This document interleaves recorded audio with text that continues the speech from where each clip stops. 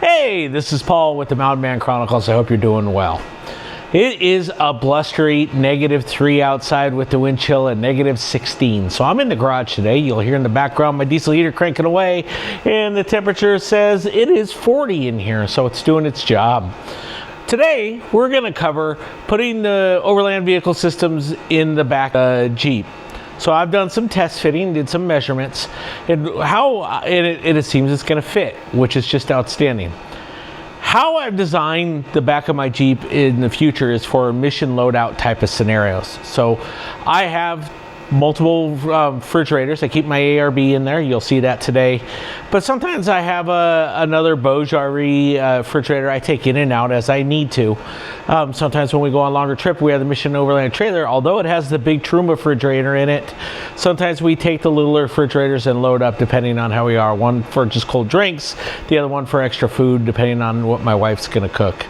And what we found recently is we haven't had to use that as much. So what the Overland Vehicle Systems drawer is going to be for is if I go solo overlanding, or if I'm just going to go out and we don't need the extra refrigerator, I can keep that in there, and it has a drawer. I'll show you what it has on there. So in designing the Jeep, I designed it so I could take things in and out. I laid down a piece of plywood that covers about half the Jeep. It goes over my mat. I can take that in and out because that's bracketed to my side panels. And then I put some synced in screws in there that can easily unscrew and screw as I need to depending on the loadouts. So when I'm not using the second tray for the refrigerator, or even if I'm not using the ARB tray a lot, I could easily take them out by 4 to 6 screws and they come in and out. So I already did some pre-fitting on the Overland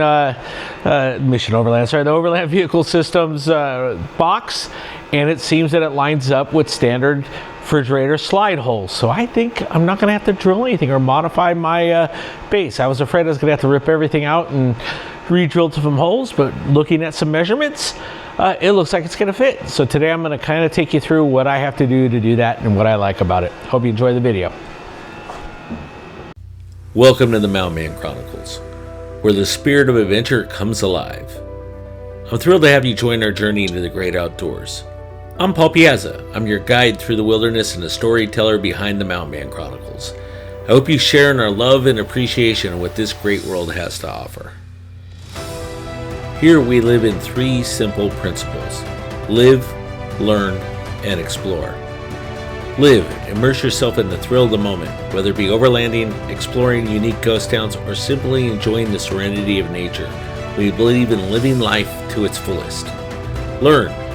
Cultivate that childlike curiosity. Every adventure is an opportunity to learn and discover something new. From overlanding trips to mastering trail navigation, we're a constant journey of learning and growing. Explore. Be comfortable with the uncomfortable. Venture into the unknown. Our chronicles are a testament to the places we've been and the stories waiting to be untold. Join us as we explore the hidden trails, the pristine lakes, and the mysterious places this great nation has to offer. And of course, what adventure would be successful without proper planning and the right gear? We'll be showcasing some of the tools of the trade along our journeys. I truly hope you enjoy our chronicles and the journey that my wife and I travel through during our overlanding adventures. Thanks for watching. So as I mentioned, I put down a backer. The mounts are here, and you'll see one of the mounts back over there in the corner where my finger's pointing. So that keeps this steady from flapping up. Then you'll see in this, I put in several bolts so I can load up for different mission loadout scenarios. So the bolts line up with the rack. You'll see back there I have my front runner boxes in the back. So if we're looking at it from a flat standpoint, you'll see I have the mounted box. If you look at it from side to side, you'll see here I have the ARB refrigerator. So here's a broader loadout, and I suck at doing install videos, so I know, but if you have any questions, feel free to ask me. We'll be seeing, this is the part I'm wondering, will this work with one of those boxes, a front runner box, and that is for my propane tank. We're gonna find that out. If not, I can always move that up. That's an easy one to adjust. So we'll see how that goes. Not sure if you could see it in there, but my bowl hole lines up there and it lines up there really well. So that's the front, and I looked at the back earlier. Secret there is they line up really well. So taking this in and out is going to be a breeze. It's going to take me a 7/16" wrench, put the bolts in there, and line it up and screw it in. I love it when a plan comes together. Here's something I absolutely love. Literally, to put the box on is lining up these slides on these two boxes and shoving it in, and she locks down. That was so easy. Some of them you really have to fight, from what I read. This was really simple. So two things I've had laying around my truck is my leveler from when I have that, and my airbag, and for now they're gonna live in there. One of the things that sold me on this top was first of all, is that's nice, because now I can have, you see it's sturdy, I can put a fridge or a box on there. The second thing was this, let's see if I could do it one-handed. There was a cutting board, right? So now I have a cutting board that I could use here too. So I love that. That was one of the things that sold me on it. So that's the mission load out. Let's see if everything else will fit. Again, less stuff rolling around the bed, more room. And this is probably, now if I want to put other things in here when I go on a trip, I can. Like I'll put my, I know for a fact that like some of my other accessories for like my diesel heater will fit in there too. Or dishes or other things like that will fit. Well, it didn't go quite as planned. I had to move the tank over there. I had to, because it was hitting the drawers, it slid out, as you can see here. This is on here nice. I just gotta strap it down a little better. These are nice. I probably will get some folding clips here. I don't like how these stay up. I'll get the folding ones, but they work for now. And you see I have a little bit of space up front. It's in there solidly. Have a little space on the side, and that's it went above my ARB, and still leaves room for my EcoFlow in there.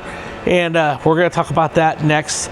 The EcoFlow charger. I absolutely love that. We'll talk about that install next.